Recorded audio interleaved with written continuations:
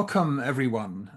Welcome to the West Coast Climate Action Network's Lunch and Learn webinar with Cameron Spooner from the Indian Union of BC Indian Chiefs. We're honored to be able to help make this happen, and that so many people share our desire to learn about the critically important climate work that the Union of BC Indian Chiefs and the BC Assembly of First Nations are doing together with the First Nations Summit.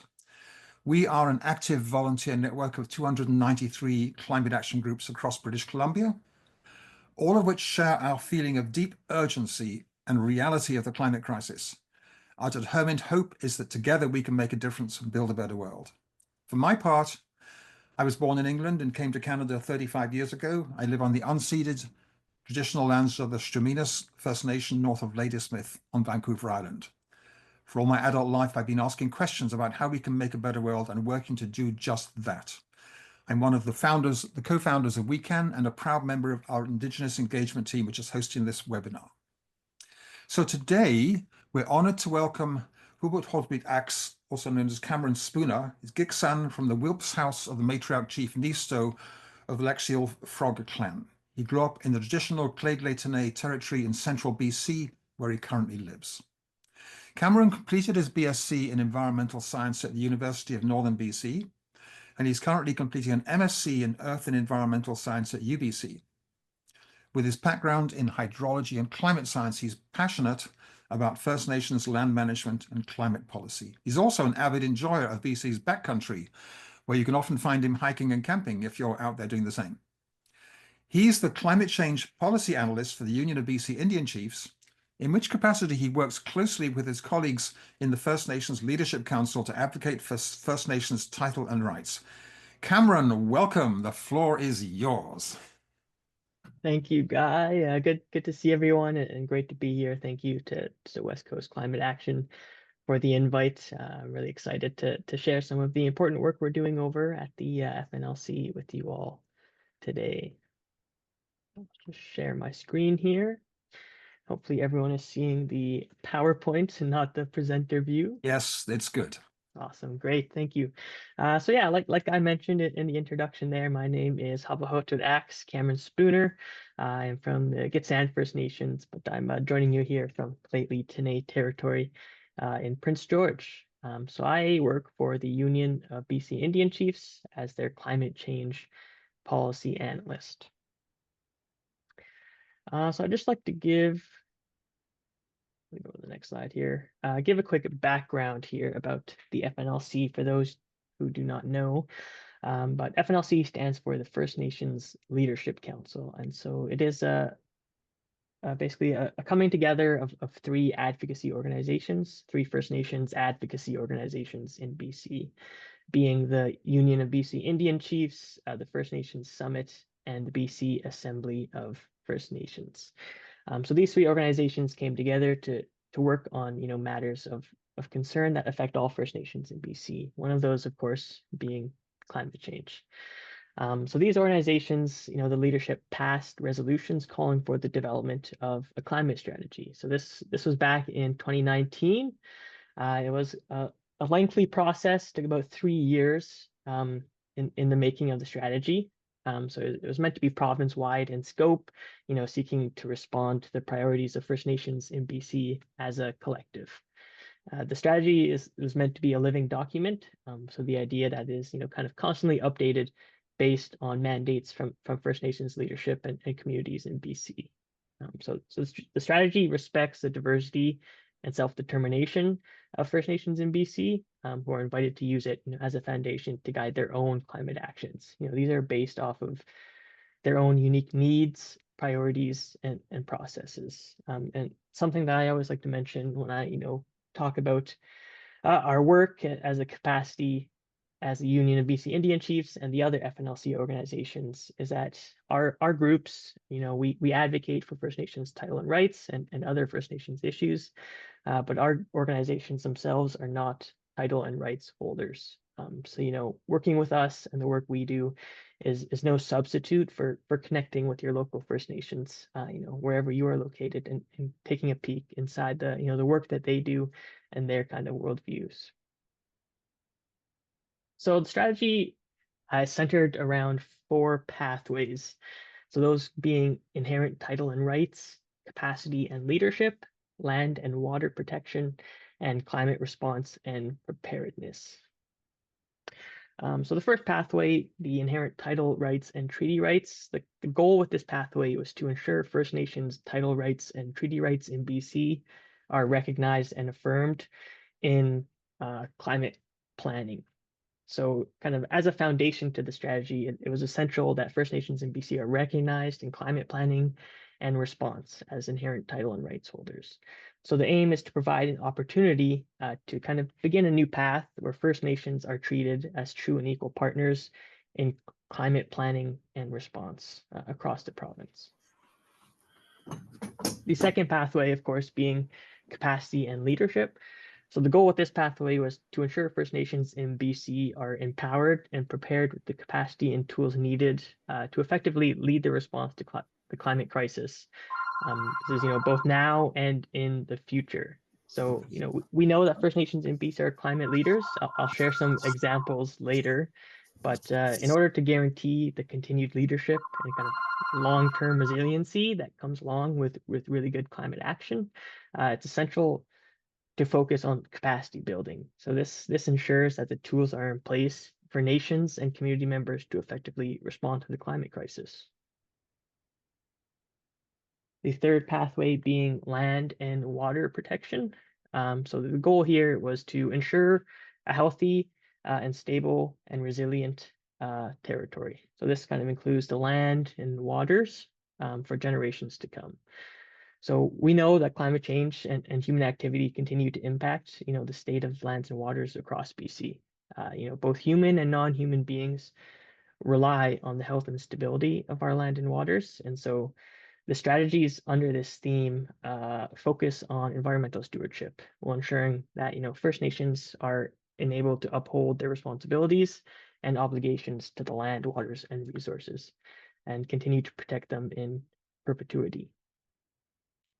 The final pathway being the climate response and preparedness. So the goal with this pathway is to ensure First Nations in BC are effectively responding to the climate emergency and current and projected climate impacts. So this includes, things like working to reduce greenhouse gas emissions and developing self-determined initiatives, kind of grounded in these community-specific priorities, as I kind of touched on before.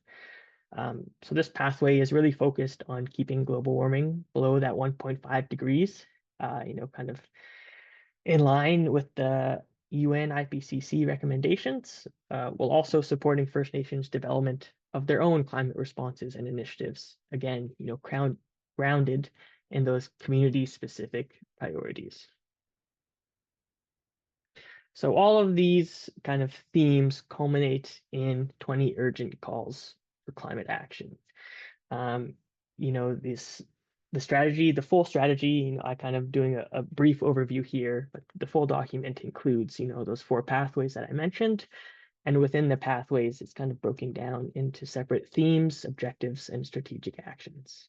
And kind of the culmination of all of those things allowed us to come up with 20 urgent calls for climate action. So this is just a brief overview. The full descriptions are located within the strategy document itself. But yeah, just a quick overview here of those 20 urgent calls for climate action. They aren't dissimilar to other calls from action. Of course, some of you are probably familiar with the BC Climate Emergency Campaign calls for action on climate. And I'd say, there are definitely similarities, and I'll touch on that a bit later as well. I'd just like to share specifically on the pathway of capacity and leadership. I'd say right now, the FNLC is working on the implementation of the strategy, and that early implementation is definitely focused on capacity and leadership. Giving First Nations the capacity to answer the call to action that climate change is in their own ways is really what guides a vast majority of the strategy. If you talk to many First Nations, elders and knowledge keepers, you might hear that the importance of relationships, and this is definitely comes into play when we talk about climate change. The importance of relationships with the land and water, and and more broadly, the importance of our relationship with the things that we use every day. Our relationship with our food, our relationship with energy, our relationship with shelter. Many First Nations leaders and elders might say that climate change is a direct cause of the deterioration of this relationship, to the things around us and the things that we use. And so the pathway of capacity and leadership really focuses on allowing every individual First Nations in BC to respond to climate change how they want. We know there are 204 First Nations in BC, each, different from each other. Um, you know, their priorities, their worldviews might be slightly different, and how they want to respond to climate change, that, best benefits their community is going to be different from their neighbors. And so that's really the goal of building that capacity and leadership under the climate strategy, is to allow every First Nations in BC to, uphold their inherent title and rights and respond to the climate emergency in the ways that are best to their individual communities. And so there are a few examples of that already happening, in BC. Share an example from the Kanakabar Indian Band. They have created their own sustainability and resiliency plan focused on this idea of the next 1,000 years. It includes water and weather monitoring, efficient homes, clean energy, and food security. There's examples in the Hulbux Nation. They have a heat pump project, a community energy plan that aims to move the community away from diesel generation. It includes education on climate and climate adaptation and equitable access to clean energy. This energy plan in Hulbux was celebrated with a feast. So it's just, different ways that First Nations respond to climate change, really. Another example here, probably an older one, is the Chilcotin Solar Farm project. And at the time, there was many firsts included in the project. It was the largest solar farm in BC. It replaced an old sawmill complex, transforming it into the solar generation. That was built with Indigenous workers only, and it was the first 100% owned and operated by First Nations solar project in BC. And so these are just examples of how empowering First Nations capacity and leadership leads to different solutions that are, again, based on those really community priorities and different ways of life and ways of knowing in different Indigenous communities in BC. So I'll kind of also going to talk about here just a few of the things that the FNLC climate team is working on. I myself, I'm just one person from the UBCIC, but all of this work and all the work that we do is done as a part of a great climate team here at FNLC. So one of the things we're doing is capacity assessment across BC. So working with coastal First Nations, Great Bear Initiative, looking at the capacity of all the First Nations in BC to respond to climate change. So the objectives of this project were really to assess disparities among communities in their capacity to respond to the climate crisis, and really identify those needs, barriers, and challenges that limit the implementation of those self-determined community-based climate change actions. We want to continue to build connections with and between communities around climate change action and identify areas for collaboration between communities, and also with the government, different organizations and institutions to really address those capacity challenges. Another thing is climate education resources. We work with several partners, including post-secondary institutions, the Pacific Institute for Climate Solutions, and others like that. And we really wanted to do a scan of work happening in BC when it comes to climate change education. And I'm sure some of you are aware there is tons of work happening on climate education. And we'd really like to see a resource centered around Indigenous knowledge and histories that we're able to use, to teach students and others about, climate change. And lastly, I'll touch on a climate toolkit. We know many resources exist today for help communities and help people learn about climate change and what they can do. And so one thing we'd like to do is really talk to communities. Examples are, the Kanakabar Indian Band, Squamish Nation, these communities that have developed their own strategies to deal with climate change and figure out what is the most helpful to them. It's not a one size fits all resource. We've talked about the diversity of First Nations in BC, and so trying to come up with something that would be the most helpful to create those kind of community-based plans is the idea with this project. The FNLC is always expanding partnerships and working with, a diverse group of people when it comes to climate change. We know climate, impacts many, many sectors. And so part of that strategy is building partnerships. We are starting to do a lot of work with PICs. They are approaching the future, focusing on justice and equity and diversity, and especially the inclusion of, First Nations elders, knowledge keepers, youth, and leaders. We've also done work with the UBC Center for Climate Justice, and of course, we are signatories of the BC Climate Emergency Campaign, whose calls for action really align closely with the strategy. And the strategy is just one document. If you are looking to learn more about, First Nations climate action, I really encourage you to look into the For Our Future Indigenous Resilience report. This is kind of a federal report outlining, Indigenous climate action. And then another one I'd really like to point you to is the BC First Nations Spiritual Knowledge Keepers Gathering on Climate Change. So this was a gathering held with First Nations knowledge keepers and elders, and it is as a result of that gathering, BCAFN produced this document that is a really great read on climate action and First Nations perspectives on climate action. And finally, I'd just like to say, Hamiya, thank you very much for giving me the time and opportunity here to speak a bit on the BC First Nations climate strategy and action plan. I've listed some contact information of our team there on the screen. Maybe I'll leave it up in case you want to take a screenshot or something. But we are always happy to connect with folks and organizations to talk about climate action and how they can better connect into this BC First Nations climate strategy, and also their local First Nations that they may be interested in working with. Yeah, so maybe I'll end it there. And again, Hamiya, thank you very much for the opportunity.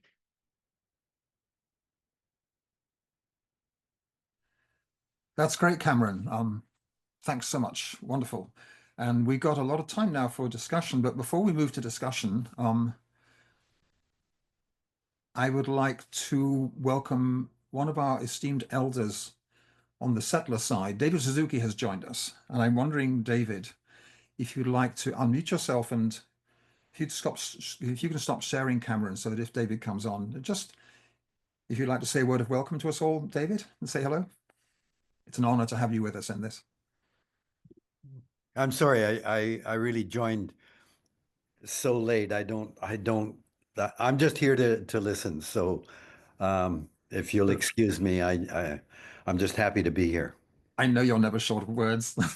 There we go. Thanks. So let's open this up for questions, discussion, thoughts. So if you can raise your electronic hand, we can immediately see who'd like to set things going with discussion and stuff like that. And Catherine will be monitoring that and helping me around this one.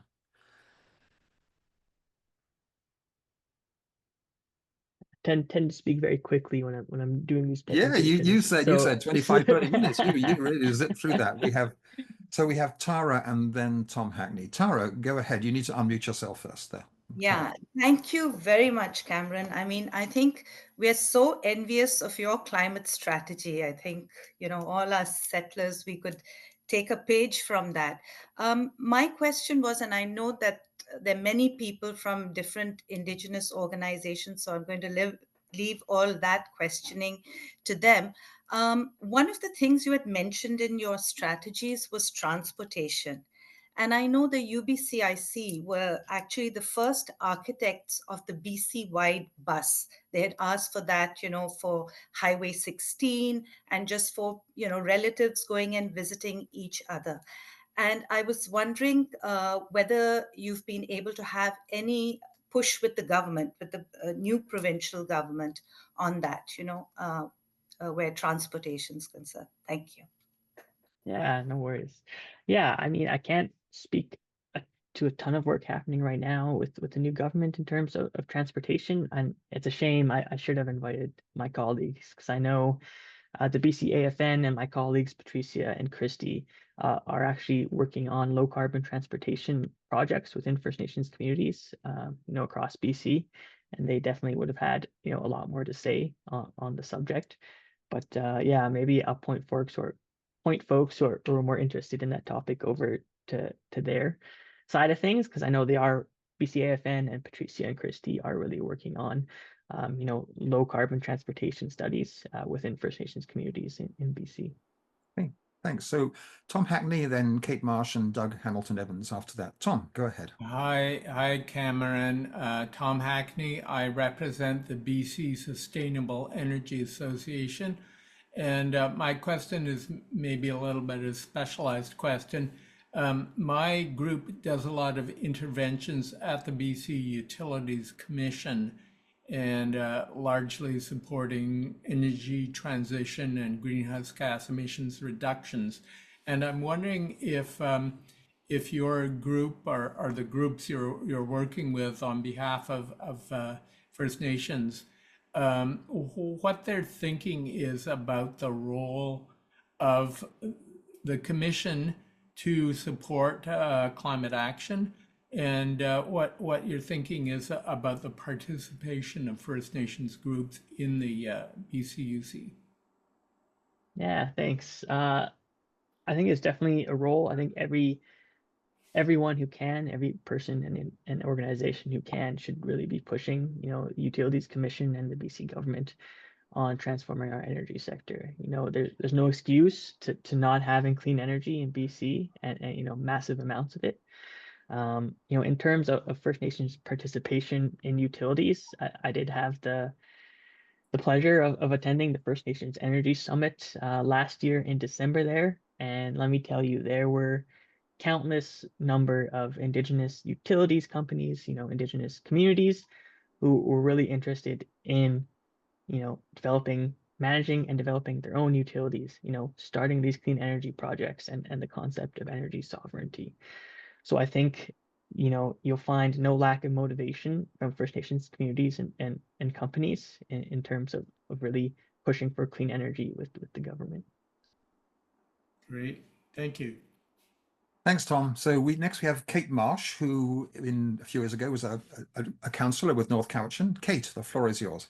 Oh, thank you, Guy, and thank you very much, Cameron.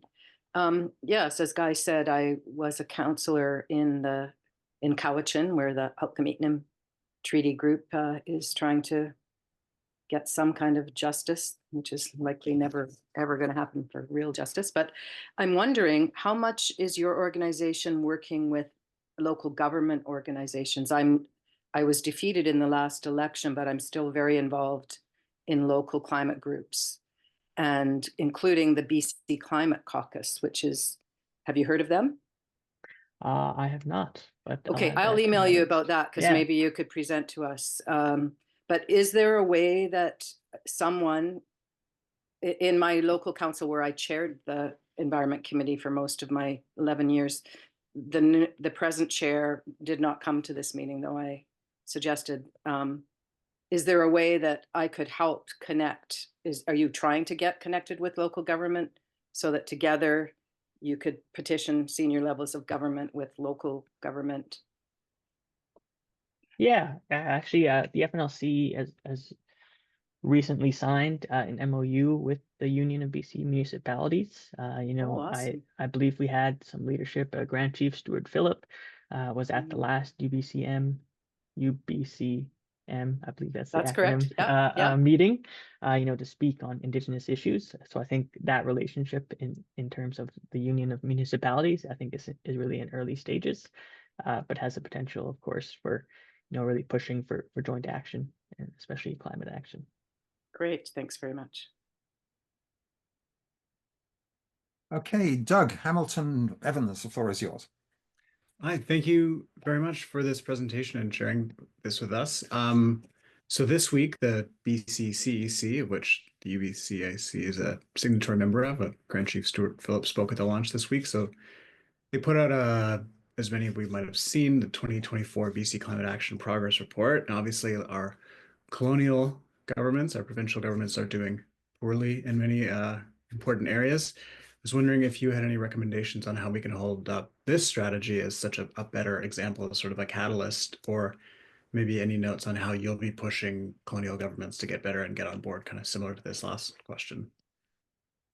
Yeah, I mean, it's definitely a tough question to answer, as an individual in my capacity.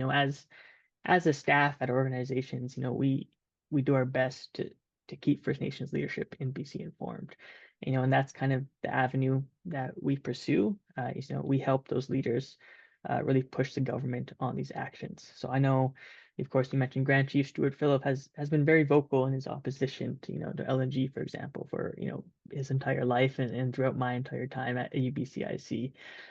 So I think it's opportunities like that where organizations such as the BC Climate Emergency Campaign come to us and really look for that united front. Especially when it comes to things like climate action. There are hundreds of different issues that affect First Nations communities in BC, and these are kind of constantly advocated for, with the federal government through certain avenues. But I think when it comes to specific issues, like climate change, it's coming together with the BC Climate Emergency Campaign, coming together with local governments for certain events, coming together at rallies that really kind of makes that push, I guess, for action from the government. So, Doug, can you share the link to the BC Climate Emergency Campaign's report card, the one that was just published last week? There are 600 organizations around BC that are members of the BC Climate Emergency Campaign, all of which, have recently signed on to this report card, the 10 key issues. And they were either fail or minor progress for most of them. And on top of that, we've now getting feedback on the mandate letters. I don't know if you've seen any of the mandate letters that were published yesterday, but there ain't no reference to climate or to the 30% protection of land and waters by 2030 or to biodiversity, and hardly any reference to old growth forests. Have you had a chance to look at the mandate letters, Cameron? Very briefly, Yeah, yes. they're troubling. They're troubling in their weakness, but yeah, Doug, if you can share that'd be great in the chat. Susan, the floor is yours. Susan Hughes. Hi, thanks very much for your presentation. I wanted to say that I guess my camera's a little off here. You're good. I'm a member of SCOE, the BC NDP Standing Committee on the Environment and Economy, and we are pushing from within. But we do hear, and I'm very much respectful of the inherent title rights and treaty rights of the First Nations. But we hear a lot about the influence of the fossil fuel companies on the First Nations. And I think that also puts the government in a bit of a bind. Can you speak to that at all? Yeah, I think like you said, it's definitely a complicated issue when it comes to fossil fuel industries and relationships, with First Nations. Yeah. And I think, in that capacity, I again, come out and say our organizations work on First Nations advocacy, broadly and collectively.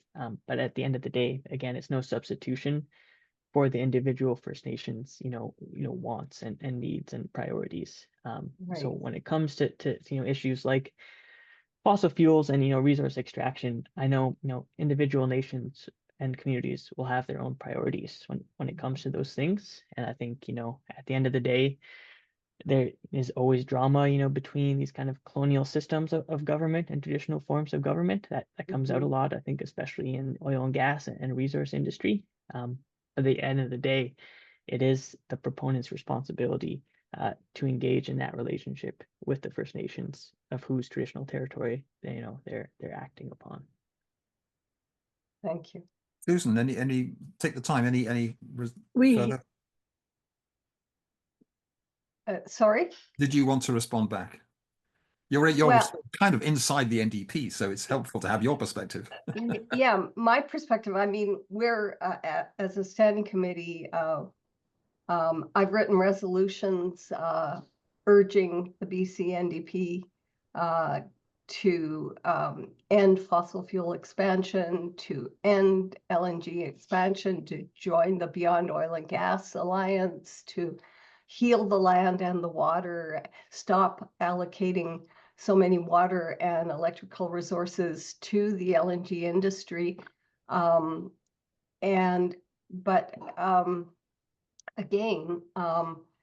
the government has made a commitment to respect Indigenous rights and titles, and I know that the fossil fuel industry is lobbying government heavily, and I can well imagine they're also lobbying First Nations heavily.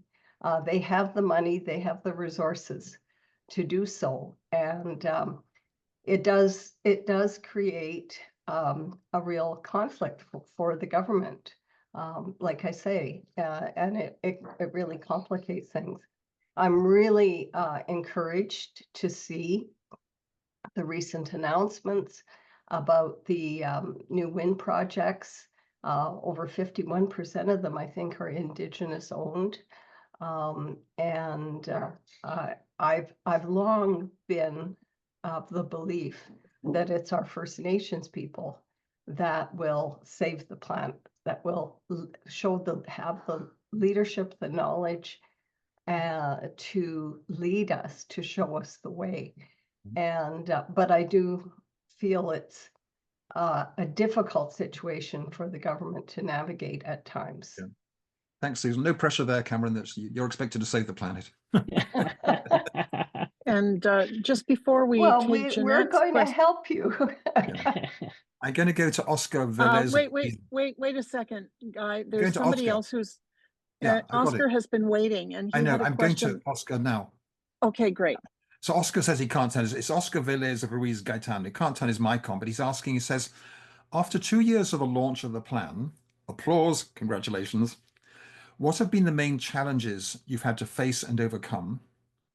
And what are the challenges that remain at hand and that surely require multi-actor and multi-sector support to solve them? And is there a roadmap to address them? That's a big question. Yeah, I will say, and I don't know the right word to describe this. The biggest hurdle, I think, to building capacity is capacity. So, like I kind of mentioned in the presentation, a lot of the work we're doing right now on implementation of the strategy is within that capacity and leadership kind of pathway. And so in trying to build the capacity of First Nations in BC, you're kind of coming up with a few different approaches. But at the end of the day, you need people to have the knowledge to be in these positions to help First Nations communities. Yeah. He's got a follow-up. He says, one of the limitations or challenges to continuing achieving the strategy and the plan lies in financing. I'd like to know if there's been any approach with international organizations, foundations, and donors, such as the Green Climate Fund, the GEF, the Inter-American Development Bank, to present the project to them and obtain financing. In the same sense, there's also been an approach in collaboration with government agencies, federal and locally, and with, quote, political parties that have related issues on their agenda that could be allies for the effective and transversal implementation of your strategy and plan. Yeah. I mean, I can't say, the FNLC, we do work pretty closely with the Climate Action Secretariat at the BC government. They have funded many of the early projects that we are working on the implementation of the strategy. I know as the FNLC, we haven't, reached out to any of those international organizations, although it does sound like a great idea now that you're pitching it here in chat. But it's not unheard of that our organizations do collaborate internationally. The UBCIC is an observer for the COP process. I know BCAFN is working on projects for international Indigenous groups to come together to work on common climate goals. So it's not unheard of that we have partnered internationally, especially when it comes to climate change. But yeah, funding has and always will be, a large issue for projects. You ask for the 5 million and you get the 500,000. It's just kind of the nature of the work. But we do have a really good working relationship with the Climate Action Secretariat within this BC government. Yeah. And I know historically BC AFN has been more kind of the organization to work federally on First Nations issues, and they have had funding for climate initiatives such as the First Nations Climate Leadership Agenda. Of course, the looming federal election and most likely conservative government, that situation will probably be a lot different in due time. But we push on with our work, and thank you for the ideas on funding possibilities. Before we get to Jeanette, I'm going to take the opportunity to say that Ariel Deranger, who founded Indigenous Climate Action, recently was awarded a major global prize to organize First Nations all around the world to be more involved in the global negotiations, discussions, and participation with international partners. And we're hoping, she has said that she's actually going to present for us in February to explain what her vision is for that wider work all around the world, to bring Indigenous people all around the world to the table of the climate work. With many congratulations to Ariel for that one. Jeanette Leach, the floor is yours. Can you unmute yourself, Jeanette? It looks as if you're traveling. You're muted, Jeanette. Yeah. Jeanette, you are muted. I'm clicking on ask to unmute, but the most common phrase heard on Zoom is "you're on mute." I'm going to have to skip over Jeanette until we'll go to Rosemary Cornell while Jeanette finds a way to unmute herself. Okay, Rosemary, the floor. Okay, can you hear me? Yes, we can. Yeah, okay. This is kind of follow-up to what Susan Hughes was addressing, and I'm wondering, Cameron, what strategies or advocacy does your group have on economic opportunities for First Nations and communities whose economies are presently dependent on resource extraction? Mm-hmm. Big question. Yeah, for sure. And I mean, my role at UBCIC is definitely kind of been focused on climate and environment. Yeah, we do have separate policy analysts for natural resources. I can say that, UBCIC and each of the organizations in the Leadership Council, come together annually. For UBCIC, it's 3 times a year. We come together in the Chiefs Council to discuss, all these collective issues that First Nations in BC have. One of those collective issues is how to manage, natural resources and fisheries. And so these conversations are kind of had by First Nations leadership, every year. And there's not always, an agreement. There's not always a collective response. And that just, again, touches on my point to needing to connect with individual First Nations and get an understanding of their priorities and community needs. It's not really a specific answer, but I just kind of hopefully give you an idea into the process here at our organizations and UBCIC. Thanks. So Jeanette, let's try again. I know you managed to unmute yourself a second ago. So yes, and I hope the background noise is not there. I was actually just had to get off the one train and I lost the screen where I unmute. But I also, like Rosemary, I wanted to follow up on what Susan said. Susan and I work together, and Susan is the thorough diplomatic one that says things clearly. I tend to jump into specific things, and one of the things that I know is one of the difficult things in terms of Cameron, but it's not just colonial fossil gas or whatever firms. I'm looking specifically at the Prince Rupert gas terminal and the environmental assessment that is coming up. And it's my understanding that Enron sold that to one of the First Nations, or at least we've lost Jeanette there, but oh no. But okay. Am I back on? You're back on, Jeanette, yes. Oh, okay. And so I really wonder, what is there, how is there a way to us to get in there to support the chiefs, the Gitineau, and to press for there to be a new environmental assessment in the spring? Because I gather that the decision is still out there, and what, because I realize that is one of the things that presumably is really hard within the First Nations, because you have this tension, and yet to be able to do something in terms of that particular LNG would be such a good first step in terms of proceeding on from there. So I wonder, do you have any advice on like how we can work at that?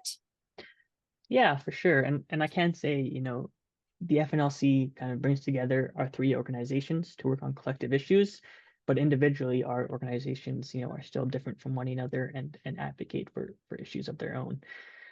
So at the UBCIC, I know that the pipeline you're referring to was partially sold to the Nisga'a-LeSims government.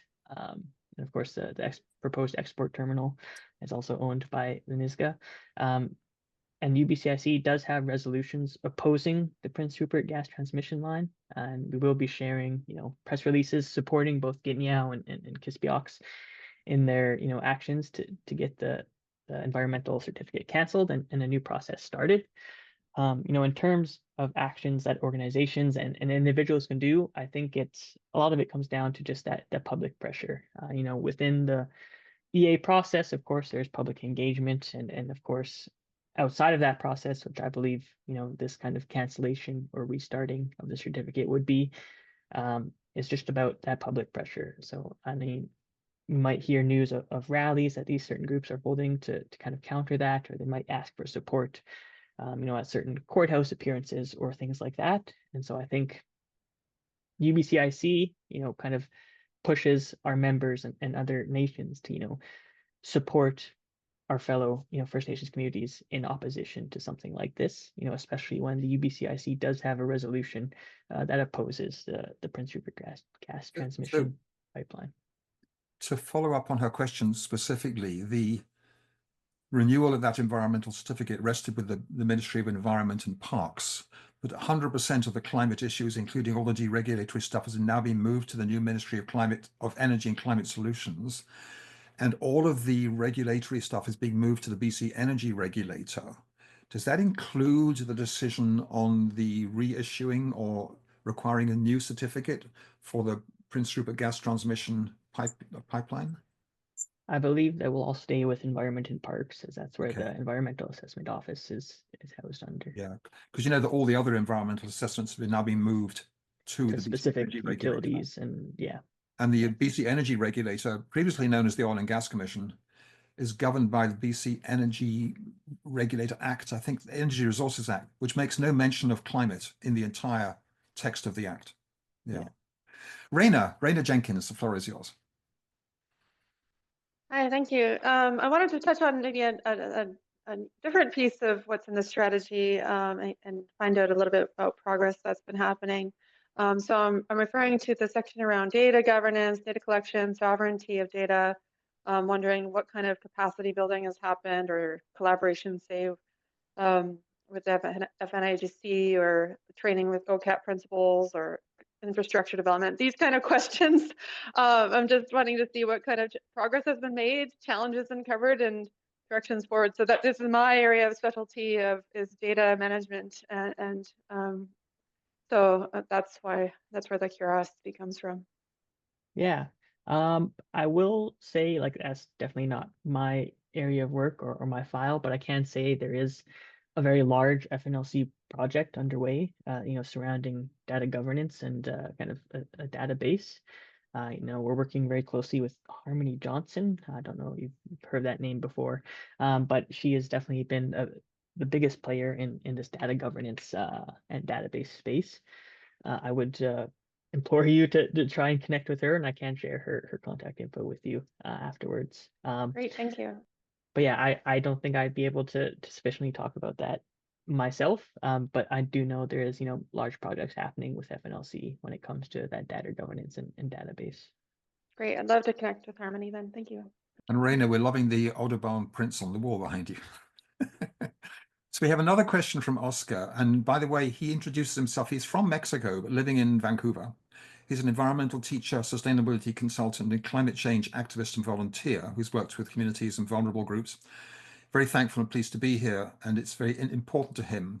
He's offering to give any support any support he can to all of us. And he asks more specifically, do you consider it necessary to promote and position the strategy and plan more as a market strategy through different media channels, not only so that the general public, but also the interested stakeholders would know about them and become familiar with them, and also that they can support them and promote them given their relevance?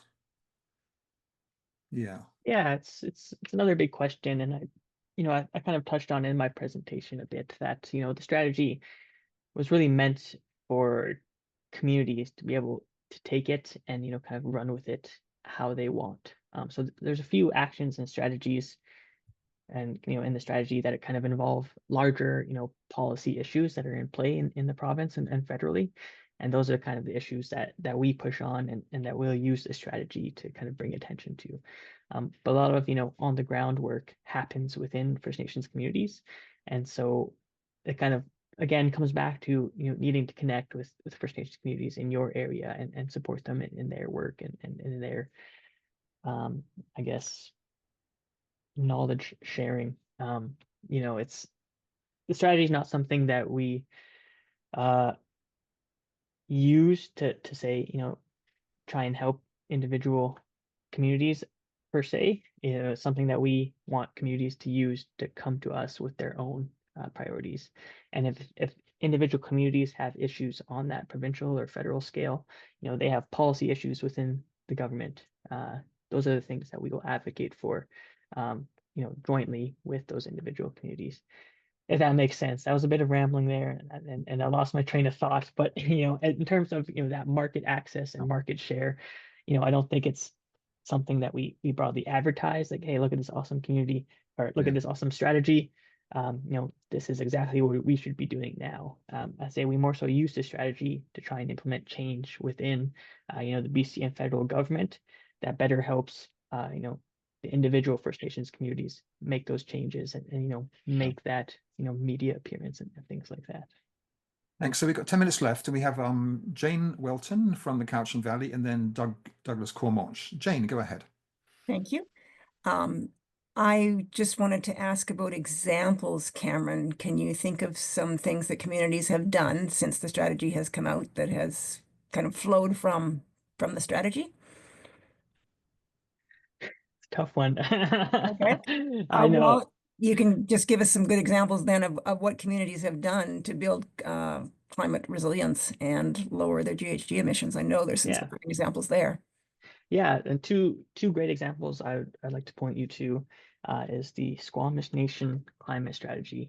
It was developed fairly recently. It has a specific title that I can't remember right now. But the Squamish Nation has developed this amazing climate strategy based off of their knowledge and ways of being about how they want to answer climate change moving forward. And it is a great document to read through. The second one I kind of highlighted in the presentation there was the Kanaka Bar Indian Band, sustainability and resiliency plan. I believe that's the title of it. Sustainability and resiliency plan. Yeah. Again, it uses their own community knowledge, based around, the food, shelter, sustainability, energy, kind of using that medicine wheel approach to come up with a path forward that brings all these community issues together. So it's not just climate, but it also includes, community health, your food, your shelter. Of course, climate is connected to all these things, and it's kind of that wellness approach is used, in this resiliency and sustainability plan. You also referenced the Healthsuck First Nations plans. I mean, their climate action plan is really impressive, and the actual heat pump work they're doing is one dimension of it that's physical, but they've got an awful lot of other stuff, tucked away there. Yeah, and something that also I should have shared in the Learn More is the Indigenous Climate Action Network. So this is a network hosted by Coastal First Nations, Great Bear Initiative, and so they've kind of worked to have a climate change coordinator in all the member communities within Coastal First Nations. That do climate work within those communities, including this heat pump project and strategy. Yes, Susan Hughes is asking if we can get a link to these plans. We can, when we circulate this recording to everyone who's participated, we'll provide as many links as possible to that stuff, with your help, Cameron. Yeah. Douglas, No worries. Doug, the floor is yours. Thanks, Jane. Thanks very much. Cameron, you'll be really pleased to know that you've attracted more than double the number of viewers than attended the BCCEC MLA training session this morning on Zoom on another channel. There's been a lot of discussion about the colonial world and the indigenous world. And this is a meeting of minds of colonial climate advocates and indigenous climate advocates. And I would wonder if you would see whether it's, are we together enough yet, or are there still bridges to be made, or are we at odds? Like, what is the relationship there?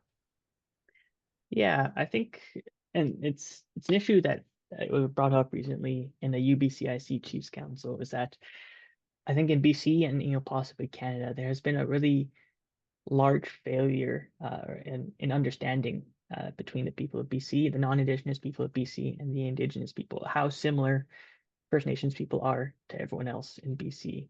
We love BC for its nature. We love fishing, camping, hunting, things like that. Sometimes it's kind of painted as a adversarial relationship when really in fact First Nations and people in BC are really a lot like everyone else in BC. We want those healthy communities, and other things like that.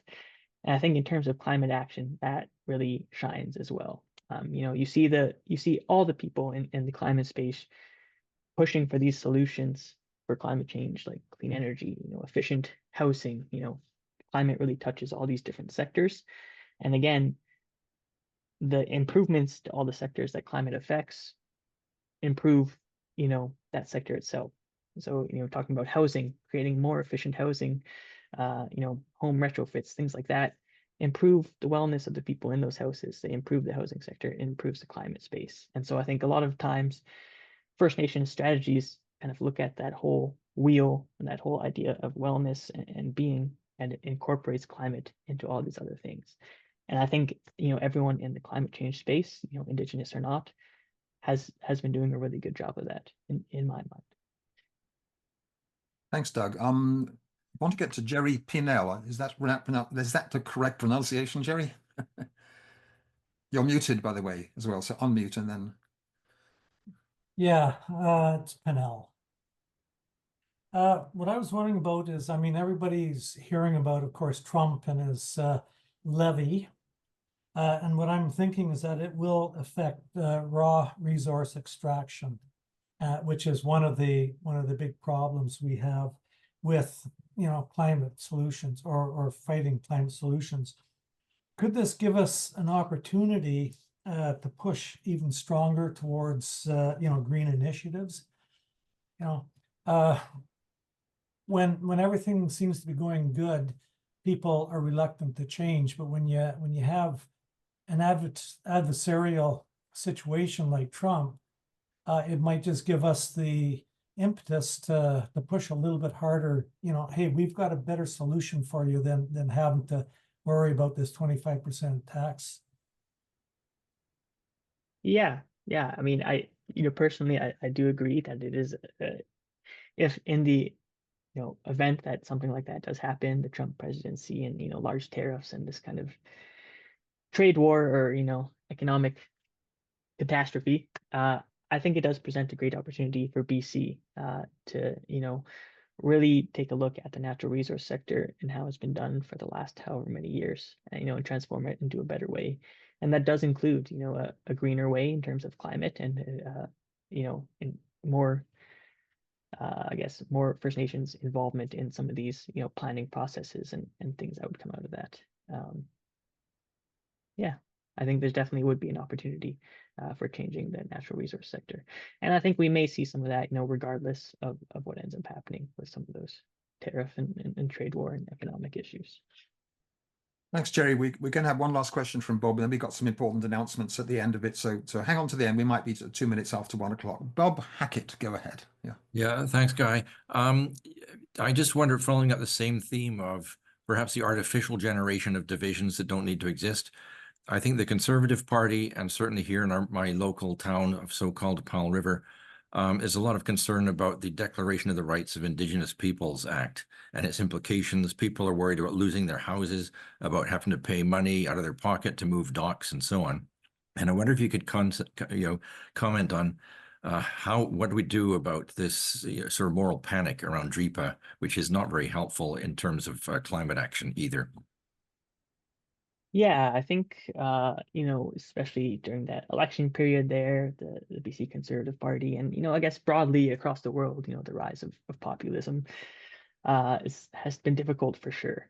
And I think something that I really like to point to is the Haida Act.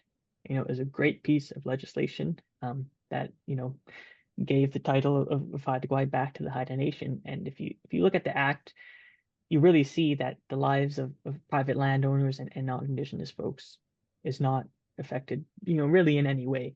They know that there's this, they've lived together, whether or not it has been officially recognized as Haida territory before that act or not, they'll continue to live the same way that they did before.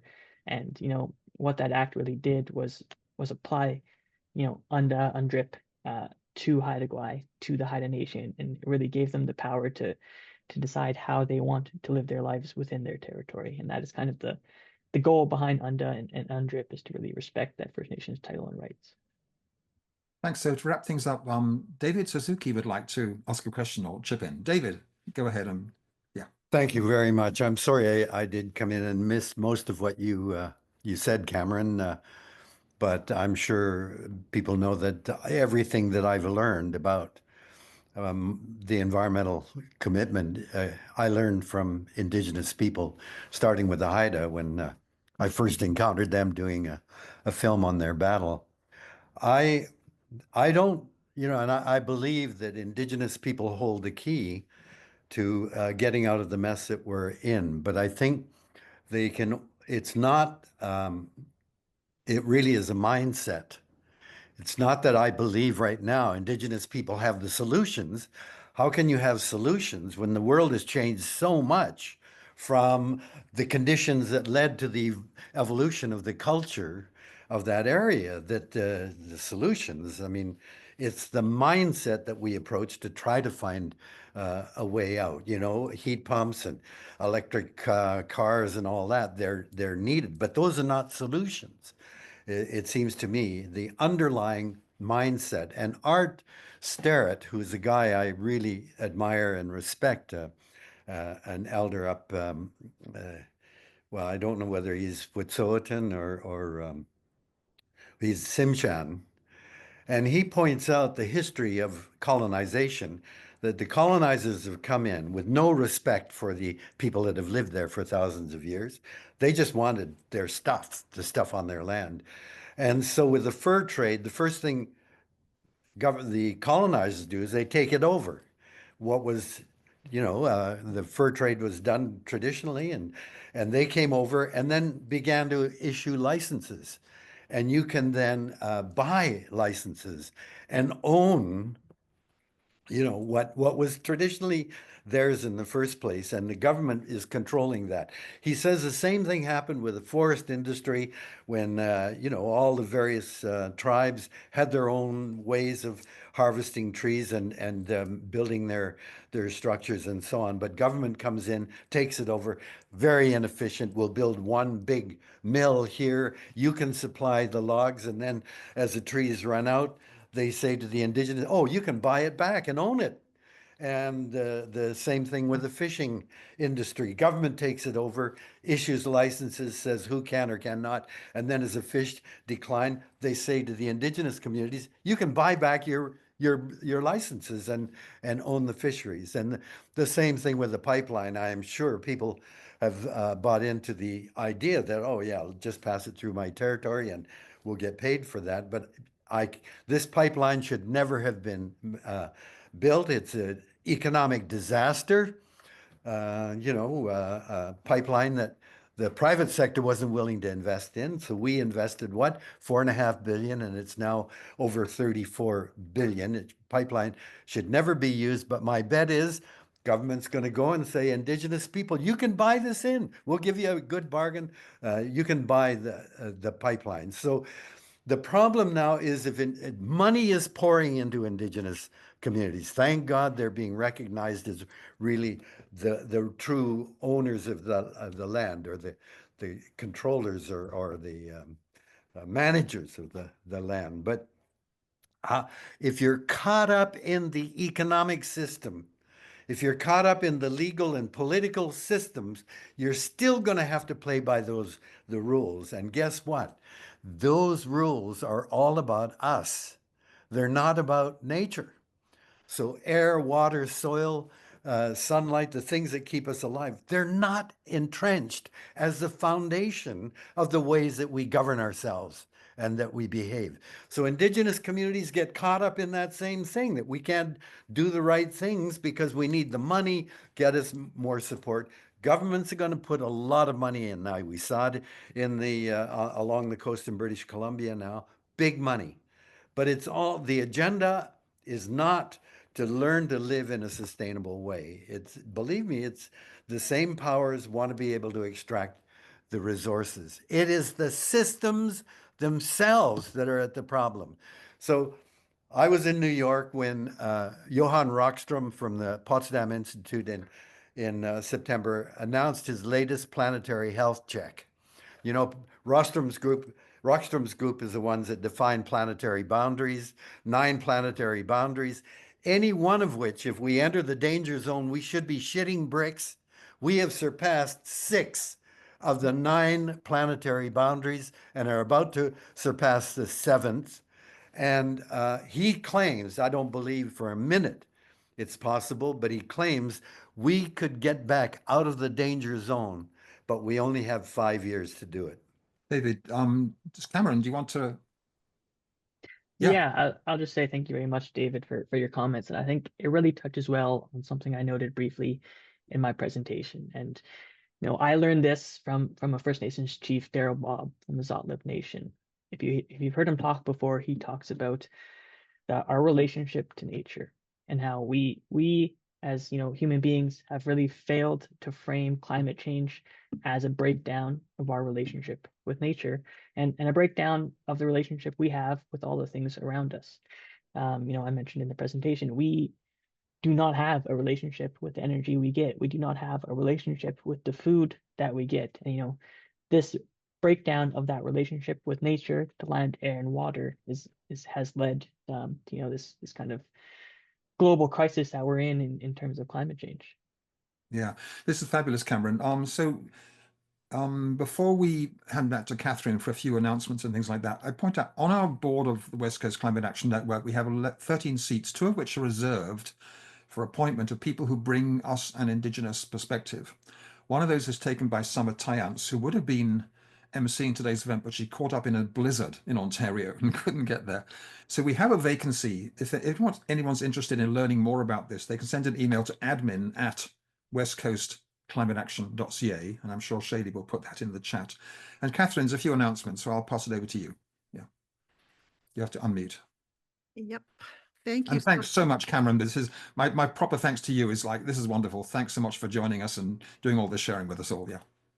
No yeah, worries. I would like to, I'd like to thank you also, Cameron. It's been, the only hard part about doing tech support for this is that I couldn't pay proper attention to what you were saying, but I'm relying on the fact that we've recorded this and I'll be able to go back and look at it. And for anybody else who came in late, I would like to say that recording will be up on our website probably within about a week. We have to do a bit of editing. So if you missed some of it, you'll be able to catch it on the website. I also want to invite people. We have another event taking place a week from today. We're going to be screening a movie, a National Film Board documentary called Wilfred Buck. It's a documentary portrait of Wilfred Buck, a Cree man from Manitoba. He survived a very troubled and impoverished upbringing to become a celebrated keeper and teacher of traditional First Nations approaches to astronomy. And he is a science facilitator at the Manitoba First Nations Education Resource Center and an Indigenous star lore expert. He's a member of the Opaskwayak Cree Nation. I hope I pronounced that not too badly. He's also known as the Star Guide due to his knowledge of First Nations astronomy. He's researched and consulted with elders to learn more about the astronomical knowledge of Cree, Ojibwe, and Lakota peoples. We will have that we've got that down at 6:30, and I noticed that the event is actually scheduled for 7, but Shaylee is going to paste a registration link in the chat because you need to register for that just as you did for this. And we'll make sure that the confusion over the start time is straightened out in the acknowledgement letter that we hand to you. So hope some of you will be able to join us for that. We've got quite a few people signed up already, but we will have more signed up hopefully as a result of today. I'd also like to just take a moment to remind you all that WeCan is an organization that we rely on support from people like you who have attended today on donations to put on events and like this and to support our member base. And Shaylee is going to has already posted in the chat a link to our donations page. If you're able to contribute, we would really appreciate that, any amount that you're able to do. We'd also like to remind you, if you haven't already done so, you can subscribe to our newsletter. It's a weekly roundup of all things related to climate, and it's wonderful. I look at it every week, find actions that I can do, or job postings, if you're interested in that sort of thing, just tons of stuff. It's a wonderful resource, and that is also in the link. And David, you have your hand up again. David, join us again. Sorry to take advantage of being an elder, but I just have to say that I have been absolutely demolished by Trump's victory, and watching what's Join the gang happening and looking at the repercussions. I mean, here Canada is jumping up and down now, as they are in Greenland, and to a guy that's not even in the office yet. And look at the repercussions. We've lost the battle. It's a triumph of money, and let's face it, that so the question is, what's all this stuff? And I admit I'm a part of a movement that has failed. We have fundamentally failed. We've failed to make what Indigenous people tell us really matters most. We've failed to make that the guide to the way we act in the future. So I think it's worth a discussion in this group that you've put together, Guy. I mean, the explosion in your members is an indication that we know there's a crisis, and we've got to do something. But let's start. We've failed. So I don't know if you saw Elizabeth May's response to Trump. She was the one politician who was upstanding and a proud Canadian. She just rattled him. She just threw him to the ditches, saying, come on, you guys, right? So she gave a very good response to that. But internally, the challenge of Pierre Poilievre coming up, with the federal election in May, in Britain, they had a problem with splitting the vote. So we got Conservatives. The Conservatives have around 45% of the support in Canada. The rest of us have the rest. In Britain, they've been doing primaries when the people get together and say, who should we choose? Instead of splitting the vote, Liberal or Labour or sort of Liberal or NDP or Green, choose one candidate instead, because then the majority of us could actually stop Pierre Poilievre telling his lies and the nonsense he's talking about all this. Because you're so right. Everyone's saying we need a huge change. I mean, I've spent we damn near elected Rustad, for Christ's sake. I know, it was so close. He's a climate denier. It was so close because, and we're conscious that a lot of the climate groups, the disinformation that's spreading in these right-wing circles and podcasts and stuff like that is almost like climate denial is becoming mainstream. So we've got a huge amount of work to do to counter those messages. Yesterday, it was on the news that the global actuaries The insurance people are reckoning that by the time our grandchildren are in their middle aged, 50% of global GDP could be consumed with repairs to the climate crisis. That's how big a damage it is to the economy. Yeah. We share your frustration, David. No, it's not frustration. I think as people, we can't give up trying. That's what defines us. Well, the way I say it is, it's not a But matter I of being. don't think there's any point now in doing this, all this political stuff and trying to reach across to the corporate communities and all that. We've got to, I really believe we have to focus on local communities. Mother Nature's going to kick us in the head so bad. We're there now. Well, tell people in Los Got to work Angeles on they the know units that. of survival into the future, Yeah. which is to become much more self-sufficient, self-reliant, and Yeah. disengage ourselves from this global economy to the extent that we can. But I Yeah, think well, I really think that we've got to think now about we can't think about the consequences of Trump. He's going to do crazy. Let's focus on. Well, my hope is, and we need to rewrap the. I'm at the end of my life, so I know my hope. But you guys are going to carry it on, and I'm saying we are going to carry it on. And my hope is that Trump will reveal to people how hopelessly he can actually do anything, and that he's revealed it for the last 4 years. I know, but the progressives among us will be able to unite around a much more radical global movement and a much more radical, approach to things, because and stop being bought up by neoliberal market type stuff. Anyway, you've got me ranting now as well, David. We're all trapped in the systems, and we got all sorts of messages in the chat happening there for all this sort of stuff. So anyway, look, we're gonna thanks for joining us, David. We all share that. I have a saying that it's not about whether you're optimistic or pessimistic, it's about whether you're determined or defeated. If you're defeated, go and have another cup of tea. We need to be determined on all this sort of stuff. So thanks everyone for joining us. Thanks to Catherine and Shaylee for doing all the behind the stuff with the technical stuff. Thanks for Cameron for joining us and sharing your insights, your wisdoms, and the vision of so many First Nations doing this stuff all together and working on this thing together. We are one people together. And with that, I think we all say goodbye, and thanks everyone for joining us. Take care. We'll send you the YouTube video and the links within a week. Take care. Bye. Bye-bye. Thank you very much. Bye-bye.